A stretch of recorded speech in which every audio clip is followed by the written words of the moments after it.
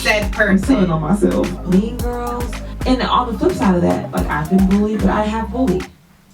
Trish. I know, it's not me. I say things, and I say things with love, but sometimes it can come out as like, oh. And that's why I said with my team, I'm learning communication. Yeah. Because high expectations are necessary. This is what I have to think about during those moments is, if I'm asking another person to do all that for me too, what can they do for themselves? Do they have the energy to give themselves the love that I have the energy to give myself, since they're giving me this extra abundant over and beyond love? A good girl, this is deeper than wow. yeah.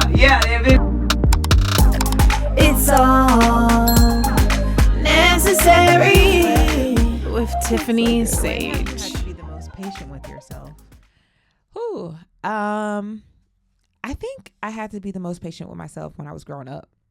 Really? Yeah, little Tristan, man. I love your full name, by the way, because I feel like it's very, what's the word? A guy. I know a guy. Yeah. Shout out Carolyn, my mama. We love you, Ma.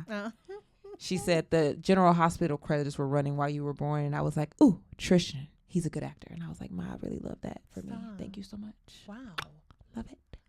But shout out my mom. Yeah, Tristan. I was a third child, so God bless that woman. But yeah, so little Tristan, I think, was really like we all are when we're small, trying to figure out ourselves. But I remember like being a black woman or a black girl, and my dad did well. He did well for a middle class black family. It's almost like that scene. I think Everybody Loves Chris when they moved to the suburbs. Yeah. So I was like, I remember my dad would joke with me like, oh, you just want to be. And I'm like, Dad, no. Hold on. He said you just want to be that? Really? And he would tell my brother, you just want to be hood. Oh. And so he had two kids doing the opposite. Oh. But we lived in the suburbs. Wait, and I was wait. Why did your dad say that? Because my father's a Capricorn and he's very blunt. Oh, wait. But what was it that he was seeing that made him say that about you? Because all of my friends in the suburbs looked like that. Yeah. And then your brother's friends just look like... Just like that. And so I had this like... Wait, your brother was going...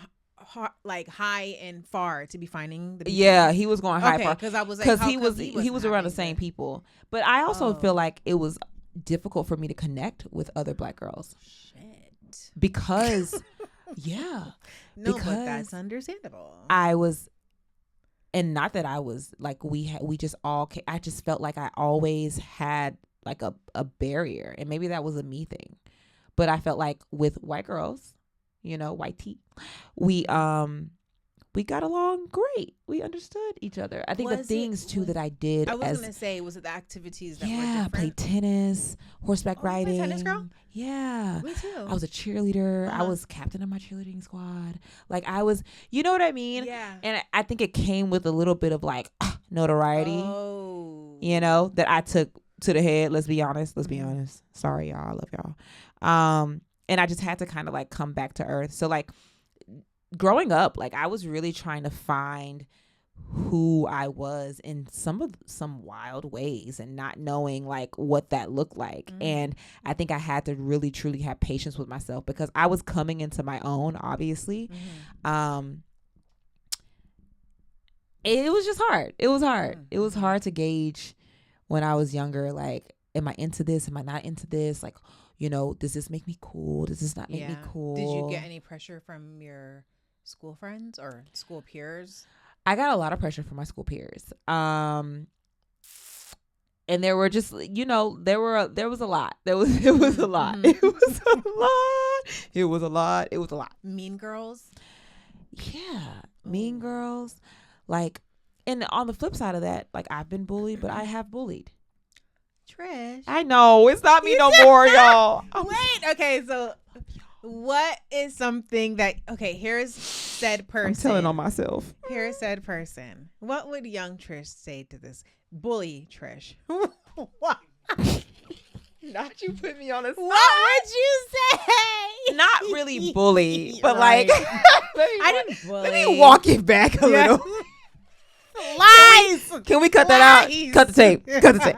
Cut the tape. I think that I was just someone who was easily moved. I was easily moved. And I think wanting to be like, and this is far faded off of me at this point in my life because I'm very much secure with myself, but in the insecurity of being little Tristan, I wanted to be liked. Yeah. And so I allowed things that shouldn't have been allowed. And I remember it was around like middle school. I've had a best friend since middle school, Allison, who's always been extremely outspoken. Yeah. And such a kind heart. I think she changed me. Like having the right people in the best way. Okay. I was going to say, shout out to your friend because I don't really see from my memory knowing someone who's nice, but they're outspoken. It's usually the outspoken ones are deemed as mean and the soft-spoken ones are just nice. Yeah. And, yeah. No, Allison had it all. She still does. I love her to death. Wow. Hey, Allison. Hey, Alley Cat. We love you. Yeah, no, she, we were on the dance team together, and even like that's around the time where people would say things about me, but Allison wouldn't allow it. She's like, no, and something about seeing her be so strong and even stand up for someone, the little guy, if you will. I love that. Like really gave me the permission almost to like step into that and be more confident in doing that and not just doing it, sporadically, but doing it all the time. And with, I guess with confidence and with conviction. Yeah. If that makes sense. Wait, forgive me if I forgot, but what would you say to someone when you're bullying them? I don't know. I feel like wait, so I would say I used to play basketball. Ooh. And so I was the star of the team. Of course you were. It's funny. So, point guard. Is that a point guard? Yes. Good job. Well, I thought you were going to say that because I'm short. But no, aren't they the star? But yeah. Okay. I realized this is kind of off topic, but I was like, what has given me confidence for me to move the way I move and like just show up and be like myself? Aside from the relationship with God, I realize it's because of the basketball. Like I always was the star, so I was like, oh, yeah, whatever. I wouldn't say I was a bully, but I was very like, if someone tried to like say a sarcastic comment or whatever, I'll never forget this one girl. She said to me, she was like, oh, you're going to play basketball in college, right? I was like, yeah. And she said, yeah, me too. I was like, what? And I didn't mean it in a bad way, but it's just like, come on. I think that's where I was. Like, I took it as far as bullying, but let me seriously walk it back, y'all, in all essence of being for real, okay? It would just be like the comments that kind of like word vomited out of my mouth, you know? And then everyone around me was like, Trish. And I'm like, oh, my bad. I went and saw my dad over, it was Thanksgiving. And my dad's birthday is in December, so I wasn't going to be there for his birthday, and so we all went out to eat. Don't ask me why we went out to eat right at Thanksgiving, but the food get old after one day. Clearly, like, you got to get new food in the house. You know what I mean? Like, this is Black household, y'all. 101.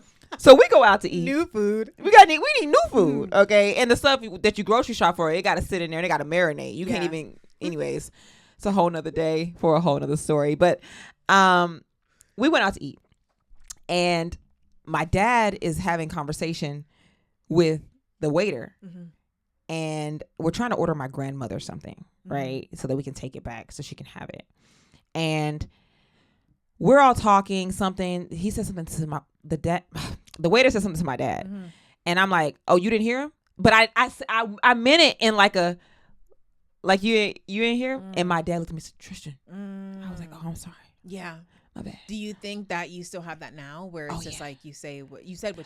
I say things, and I say things with love, but sometimes they can come out as like, and that's why I said with my team, I'm learning communication, because I learned like, that comment was clearly taken wrong. Clearly, yeah. You know what I mean? Do you ever get I was like, do you ever get frustrated when you're? How does that make you feel? Do you ever get frustrated when what you said it from the most purest place of your heart and with good intentions, but it was like missiled into, and then I feel like I'm putting myself in this. I have done that where I'm saying something so sweet, yeah, and it's like, girl, what'd you say? And it's like, oh, wait a minute. So if I'm saying something from the sweetest part of my heart and it's taken wrong, yeah, God help you when I'm like, oh, I'm about to go say something for real. Yeah. Do you 100%. get frustrated or? So I used to get frustrated a lot, and for that reason. All right. So my name is Tifani Sage. I'm a confidence and clarity life coach. If you're feeling unfulfilled in your life, or you don't know what's next for you, I'm your girl. I can take you to new levels of clarity. Click the link in my bio for a complimentary, yeah, I said it, complimentary call with me so we can get your life on track. Click the link so we can connect. Back to our lovely life. Oh yeah, we were talking about that basketball bullying thing, but yeah. We're not bullies. We're not bullies. We're just passionate about everything we do and say. Period. That's really it. Period. What is your ultimate life motto? My ultimate life motto. Wow. If you had to pick one. Wow. No, that's what you say when you're like, God, Father, I look at my life and wow. Father, give me the answer. Wow. Maybe movement. It could be. Movement. I think authenticity. Just do everything with authenticity. How would you tell someone how to do that if this person doesn't know how to live authentically? What makes you light up. Like, not what makes you think others would see you lighting up doing or make others light up, but do the thing that makes you light up and figure out ways to do it more and figure out ways to do it well. And then how does one be authentic? I think being authentic is kind of about grounding yourself, and going deeper within yourself. I think awareness is a big part of authenticity. And I wasn't really aware until I got into therapy, if I'm being honest with you. But whatever is at your fingertips, awareness can come from journaling. Awareness can come from meditation. Awareness can come from going and sitting at the beach, not even in the water, but listening to the waves tell you what's next for you. Awareness can come from visualization. You know what I mean? Like, it can come from movement, right? Yeah. So it can come from reading. It can come from doing these things like this that I can clearly see that lights you up. Awareness can come from like, okay, now I see this is the thing that I need to do more of. Yeah. And then keep going in that way. And that helps you to be more authentic instead of falling into the rut of I'm doing what everyone else is doing. That I was going to say, as much as I want people to like, watch my episodes and tune into the channel and stuff, people, put your phones down and take time to just connect with whatever or whoever is your God and be with yourself. Yeah. I find it is so attractive when I hear someone say like, oh, Sunday or Thursday, whatever day, I just like put everything away. Yeah, that's my Thursdays. Oh yeah, I remember you telling me about the Thursday thing. My Thursdays. I was born on a Thursday. Shout out Thursday. I was born on a Thursday. And I when I tell people this, I'm so happy I told you and I didn't see your face, because people usually have the most disgusted like on their face when they hear it, and I'm like, when you text me, I was you don't like, love yourself, huh? Yeah, people be like, and I'm like, oh no, I don't work on a Thursday. I do whatever it is I want, and typically that's sleeping. I don't rush to post on a Thursday. I'm not answering no emails on a Thursday. Like, it's a Thursday. My Thursday is my Sunday. It's a holiday. Yeah. I was born this day. I'm commemorating the day that I was born every week, instead of it being like I waited however many days to get around to my birthday. My birthday is every Thursday. If I don't get my Thursdays, I'm a cranky Trishan. And nobody wants a cranky Tristan. Yeah. So not me. No, not even me. So I take my Thursdays and I do that with ease. And I do whatever makes me feel good. I take my dog on a walk. Yeah. I don't look at my phone. I meditate 17 times. I'm levitating at this point. You know what I mean? Freaking ceiling. No, seriously. What? Yeah. You know, I ride in the Jeep with the top off. Whatever it is, that is what I'm doing. When did you start that? I've always done that. I've always done that. Stop. Yeah. Even like middle school days? Yeah. My grandpa was like, he used to like celebrate me every Thursday. And like he used to implement, like he would come in. So my grandmother, I hate to take this back to my grandma. This parenting. Shout out to the parenting. My grandma used to change my nail color every Thursday. But I was so like, wait, is this the grandmother on the mom's side? On my dad's side. Okay. I was so shifty. Both grandparents are on my dad's side. I was so shifty. She would do the sweetest thing, and she doesn't think it's sweet because she thought I just did it because it was necessity. But I think about it now. She would come into my room at night when I was sleeping, and she would change my nail color. And I would wake up on Friday morning or Thursday, and I'd be like, "Oh my gosh, my nails are different. Look at that! I got pink today." And I just thought I was so special. Trish, what the I know. Wait, I've never heard this in my life. She loved her some Tristan, y'all. She had boys. Everybody had boys, and I came, and it was like, oh. Wait, that's why I live like this, y'all. You knew. Well, so you were groomed for this life. Oh yeah. Wait, so I guess the first couple of times when it happened, were you like, wait, what the hell? Yeah, I didn't. I mean, I was a kid. I didn't really even notice. I was literally a child. Whoa. Like, but every Thursday, and sometimes I would get the same colors over and over again. She wasn't buying, you know. But every Thursday, I would get new nails. And something about like my nails, and they would kind of like my grandma would kind of be like, "This is a necessity. It's not like a oh, you want it. It's you need to. You're a pretty girl. You have your nails done and your hair done and your bows match your socks and so I would get my nails done by my grandmother, which to me felt like I was getting them done by some spa. Yeah. But I would wake up and I have new nails, and then like every Thursday, my grandpa would make it a big deal, and I started to be like, oh, y'all just really love me, like, and they never, and we say this a lot in our family, they didn't tolerate me, they celebrated me and my brother. They never tolerated us as children. It wasn't like, oh, go be on your iPad, go. They celebrated us. So when I wanted to go get a new bike, my grandma, let's go do it together. Let's go outside. I remember I'd be like, Grandma, can I go stay at my friend Quinn's house? She's like, or baby, you could just bring her over here because I want to spend time with you. They were so intentional. And so Thursdays have always been a very important day to me. Girl, this is deeper than whoa. Yeah, they've been very important to me, and so I keep that going. So if I want to go get my nails done, even though if I got them done last, I do whatever I want to do. Because who says you can't? Because who says I can't?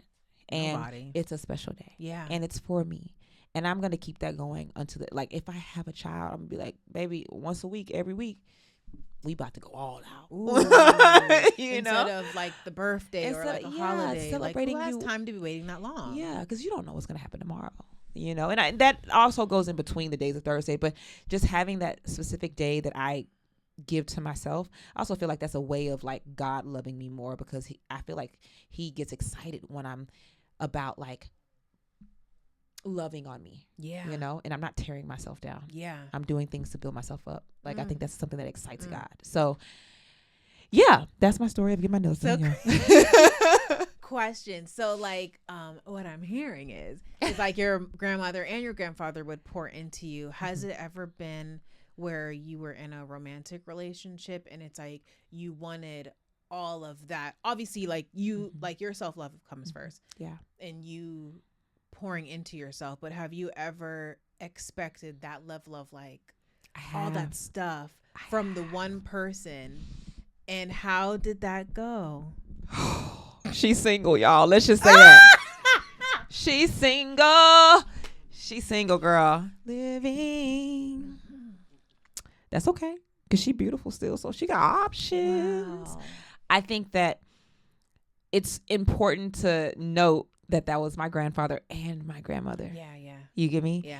And obviously, you know, you get older, and with age comes wisdom, right? So I'm at this. I'm saying like I'm old. I'm about to be 33. I'm so young, y'all. I'm basically 23. But as I get older, I realize like wanting one person to fill in all those gaps is detrimental to a relationship. And even detrimental to my self-love, because I have to be able to give myself those things. And so if I'm relying on someone else to do it, I take away my ability to give it to self. And the power. And the power that it looks like. And so that's why when I started implementing when I do my Thursdays, it is powerful for me because I get to do it for myself. So whether with or without a partner in the future, I'm still going to be like, love you, babe, mean it, but I got to have my Thursdays. Yeah. You get me? And so, yeah, I've had relationships where the expectation was, I'm not going to say it was sky high, because high expectations are necessary. Yeah. But I am going to say they were unrealistic. Oh, okay. And you got to, I'm saying you got to think, but this is what I had to think about during those moments is, if I'm asking another person to do all that for me too, what can they do for themselves? Or do they have the energy to give themselves the love that I have the energy to give myself, since they're giving me this extra abundant over and beyond love? That's a good one. You know? So, and that doesn't makes for a one-sidedness. I'm giving everything to you. I'm giving. I don't have anything left for me. And I don't want any more of those relationships. And shout out to the exes who, I mean, none of them left for that reason. Yeah. But shout out to the exes who have moved on and who are with the people that they love, who found their people. I also think relationships are lessons, like you were here for the time that you were here to teach me what I needed to be taught and go on. Yeah. Because if you were my person, then you'd stick around. Right. So that's the thing. She's single, but she ain't lonely. That part. Moving on to the last segment called 100% Necessary. 100%. So let's see. That's the way. You said you did mention a book that you liked. Yes. Earlier. Is there another one or two books that it's like, oh, I absolutely needed this in my life? The first book that my father ever told me to read. Okay, he sat me down. I was like, you need to read this. Remember I told you, protege, right? So he was gearing me up for life. The 48 Laws of Power. Girl. Hello. That got me through a breakup. Shout out to my ex in Morocco from Habibi. I'm doing much better now. But we're doing great over here. We're thriving. Okay. That book. That book taught me so much about navigating life. And it's gonna sound weird, but as a Black woman. Yeah. Because it kind of teaches you exactly how to, it gave me the scenarios before the scenarios were even given to me.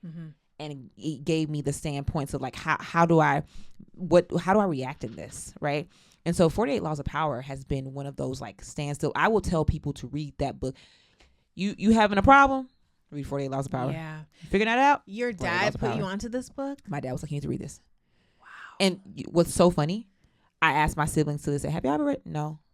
So daddy didn't make y'all okay, cool. So he was, again, the prodigy, the grooming. Yeah. God, we're going to be bonding, because I remember when I was over my dad's house and I was just happening to go up the stairs and I saw some books and I was like, 48 Laws of Power. In my head, I was like, oh no, this man is planning for world domination. In my young mind, I was so oh no. And I remember telling my mom, I was like, Mommy, guess what I saw Daddy did. And she was like, really? And I was like, yeah. But now I know. Yeah, it's different. And it's just even I forget the name of the book, but I think his name was Tookie Williams, the founder of the Crips.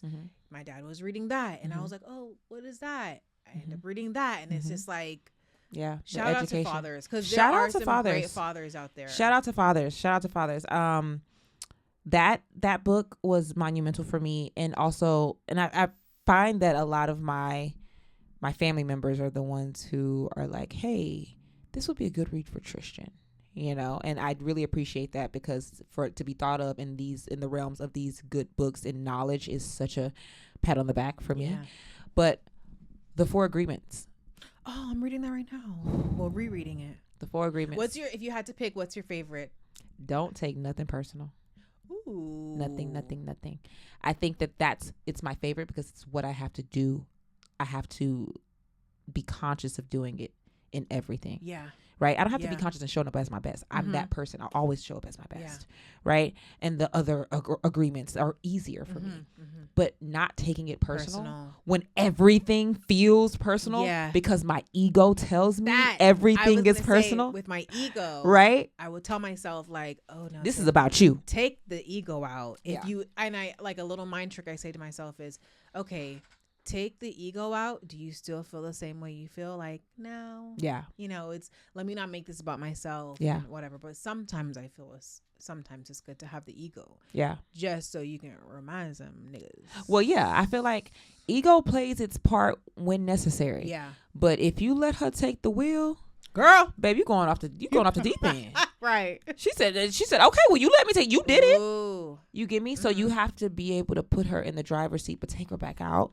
And that book really, in the shortness of it, because it's short and sweet, right? Yeah. It's not a long book, but it definitely taught me like, this is not about you. You want it to be about you, and that's cool because you think highly of yourself, but it's not. It's just not. It's just not. So yeah, the taking things personal is probably the most important one, and I think that's a conversation that I have with myself at least once or twice a week. Yeah, where I have to be like, that's not about you. I think too, I will say, being an entrepreneur and it's like everything stems from you. Oh yeah, it feels like it's that was you. A personal, attack. Mm-hmm. I noticed that about myself. I was just at an Instagram event. Mm-hmm. Shout out the team at Instagram and Threads because we absolutely love you guys. I was invited to an Instagram event recently, maybe 2 or 3 days ago. Mm-hmm. And at the event, there's a lot of people. Fitness, wellness, and movement is the biggest industry on these platforms. It's by far bigger than fashion, than beauty. Wow, okay. It's fitness, wellness, health, movement. Like that's the biggest thing that's circulating on these platforms. And so they brought in a whole bunch of health, fitness, and wellness, creators and gurus and practitioners. And we went on a hot girl walk. It was beautiful. It was in the Pacific Palisades. It was beautiful. And then we went to brunch and they had a few guest speakers. And during the walk, we find each other. Yeah. So I'm with the other black girls, okay? Because we find each other. I'm like, hey, you, hey, over there, hey, I don't know your name. Come over here, come over here. Get closer, okay? And I noticed, one of them was a fellow black girl that I know. Like I don't know her well, but I've known her from a few different events, and I'm trying to communicate with the newer black girls that are in this circle. We're trying to all figure each other out. And I go to speak to one of the girls and she speaks over me. Oh. Yeah. And my discernment immediately notices it. I say, ooh. Take a breath. I like how your head was like, ooh. Yeah. I say, ooh. Take a breath. Let her finish her sentence, right? And then go back into yours. So I let it rock. Mm-hmm. And then there's another girl. One of the girls who's speaking at the brunch comes up to me. She's talking to me. Girl does the same thing. I say, the same girl? The same girl. I said, ooh, discernment. And so I think, and I'm telling the story because when we go to tell ourselves a lot, we have to know the polarity of it. We need to know the balance of it, right? Like I'm always telling myself, it's not about me. It's not about me. In most cases, it's not. This case, it wasn't either. I think that this case was one of the things that someone saw another person who could have been deemed like, oh, that's the girl I want to get close to. And they didn't want to feel far behind. Right. So it's about her ego and not about me, and so I'm learning different ways even to tell my narrative to myself. Yeah. That's because changing the narrative helps me to be like, okay, it's not about me, but to still stick up for myself. Right. Yeah. Because you can't block the sunshine from the sun. Right. Like there's no way you could try. You can put the visor down, you put some sunglasses on, polarize. I don't know what you're going to do, but it's still shining. Right. So I'm going to shine no matter what. You can be back here, back there. You close your eyes. You can still see. Even when you close your eyes in the sun, you still see the sun. Right? And you still feel it. You still feel it. And so I know how magnificent I am. So I don't let those things get to me. Right? I'm just trying to remember. Or trying to visualize it. Yeah. So, or her train of thought. Yeah. She thought by cutting you off, it would make you be like, oh, this is like my girl. Yeah. I think she thought it would make me feel small or even make me be small, but I can't be small.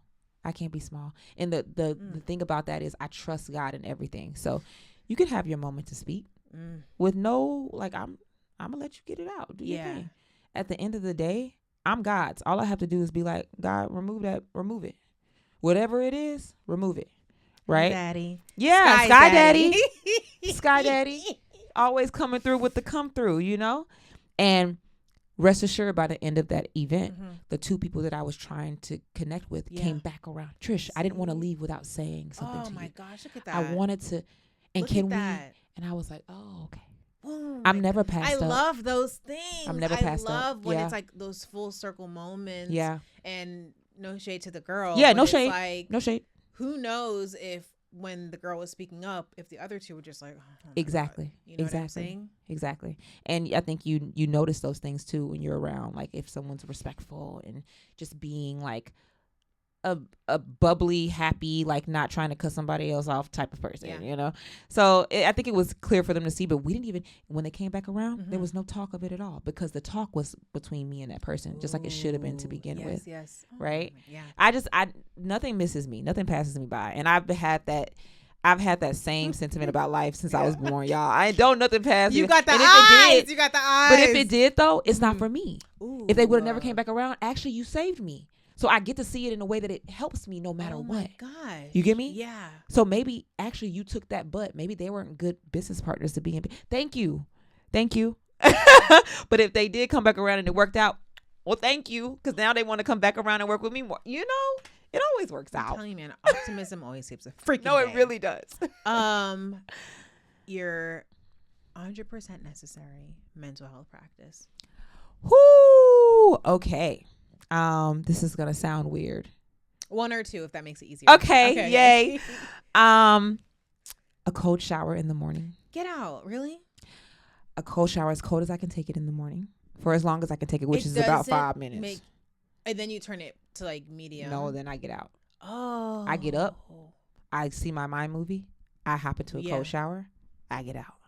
It awakens your body. It opens your pores. It heals your skin. It heals your mind. You've gotten through one of the hardest things that you've gotten through the hard within 5 minutes of being up. Like you've already conquered that. You know what I mean? Like something about knowing, and I make these like little goals for myself that are hard for other people, but easy for me, but it's still a accomplishment. Yeah. So I get a lot of wins in my day. Boom. I won. I woke up, got up on time. Boom. I got to try it tomorrow morning and text you and let you know how it went. She said, stop. I don't want to do this no more. I hate this. I hate it. But yeah. That's one of them. Cold shower in the morning really helps me, really regulates also like digestive system. It's really good for us. So, and it's good long term. It's good for our skin. Just try it. I know. Okay. Just try it. Another practice is gospel in the morning. Girl, I thought you were going to say gossip. I'm like, wait, Trish, what? God, no. Gospel, yes. So gospel is the first thing that I listen to, like right after my mind movie. And in my mind movie, the song that's playing, which you can play like a song over your kaleidoscope. You could play like Hertz, like the meditation songs. I play the instrumental song for Jhené Aiko. Shout out Jhené Aiko. Calm and Patient, which is actually a gospel song. Yeah, it's a song for Jesus. She said that. So make sure I say that out loud. But Jhené was born 3/16. I feel energetically connected to Jhené Aiko. And you're 3/14. Yeah. Boom. So the Pisces link up. But the instrumental for that song, which is a gospel song, is the first thing that I hear. Then I go into another gospel song. But my first thing, or my second gospel song, is usually an old school, like I heard it with my grandparents' gospel song. God's Got a Blessing with your name on it. Yeah. You know what I mean? Creating Me a New Heart by Donnie McClurkin. Like things like those feel good songs that take you back to like dancing in the church, like dance or singing in the church choir, or, being a praise and worship dancer, like those things to remind me like, okay, this is where I come from. And also like, to instill some inspiration for the day in me. So those are really good practices. If you're doing all of this, how can your life not be what it is? Well, we do live in a place where we have to be around other people with their energies too, right? And we have to maintain what we know to be true and not allow ourselves to digest their truth. Yeah. And so that can be a little bit difficult. It's a tug of war all the time. I'm always like, Yeah. you know what I mean? So I think having a few strong things that you do at the beginning of your day that help you kind of ground yourself and get deeper within self. I'm like, you know, like how you can just be numb to certain things. Yeah. You never get numb to it. No, you never get numb to it. I love making my own schedule. I really, really love that. There's something about the freedom in that, right? And freedom in my time is super important because I think that for me, people are like, oh, I want a bunch of money or I want a bunch of things. I want my time. I just want my time. Yeah. Whatever I choose to do with it, I don't care if I choose to take 2 nickels and just rub them together. I want my time. Yeah. Right? And so with that time, I can be on FaceTime for hours with my nieces, or I can go to the beach with my dog, or I can talk to the water. Yeah. Or I can do my own nails. Yeah. Like my grandma used to. Right? Or I can read a page of the Bible and then get sick of it because I don't understand what's going on. Sorry, Jesus. You know what I mean? And then I'm going to go on Google and be like, and what is this word? Yeah. Please. Yeah. I need help. I could flow in Pilates. And not a flow that's a sequence that I have to teach somebody, but just a flow of whatever my body wants. Right? So I want my time. What was the question? I'm sorry, that's okay. I'm sorry. The 2 benefits of being an entrepreneur. Right. So make my own schedule. And the other benefits, I think, is pushing myself. I think that I am very good at taking direction from other people, but I've noticed over the year, the time being my own boss, that I have to take direction for myself now. Like, and I have to kind of push myself, like, to do the things that I know needs to be done. Yeah. Right. So like being the boss is literally being the student. Whoa. And I think that's huge. And I think that's the best part is because I'm in a constant state of learning. Whereas if I did work, which we love a 9-to-5 hottie, keep your job, do your thing. Right. But for me, personally for me, if I was a 9-to-5 hottie, I'm taking direction from you. I'm getting the thing done. I'm kind of mindlessly doing it. Like I'm not learning anything from it. But in this, I'm learning all the time. Yeah. In every step that I make. Ooh. You know what I mean? Like, okay, I can't do that again. Okay, I shouldn't say that again. Okay, I need to do that more times, you know? And so I'm challenging myself to stay learning, which means my mind is open. Does it ever feel overwhelming? Never. Okay. It never does.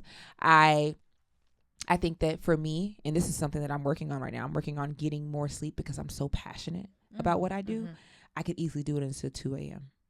I could easily do it. I could easily work on ways to help people feel more confident in their bodies or just confident within themselves, just in general. I could easily plan a women's retreat and sit there and be like, okay, what can I give to them? Sound bath. Yeah. Or, you know what I mean? Yeah. Like, what is it that's going to really be monumental for these women, right? What are they struggling with? Like, I could easily do that till 2 a.m. Yeah.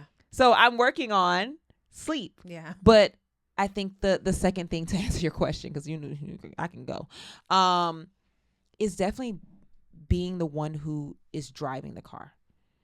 And I guess in a sense, I'm co-driving because God really got the wheel, right?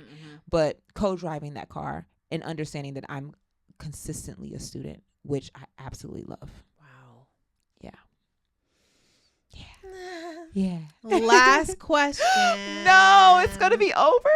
Oh, no. Okay. 2 pieces of advice that you've been given that you were like, I needed that. Or it could be like you developed that advice within yourself. Strengthen your discernment muscle. Oh my gosh. I think that's like the word of the Yeah. segment. Discernment. Yeah. Discernment.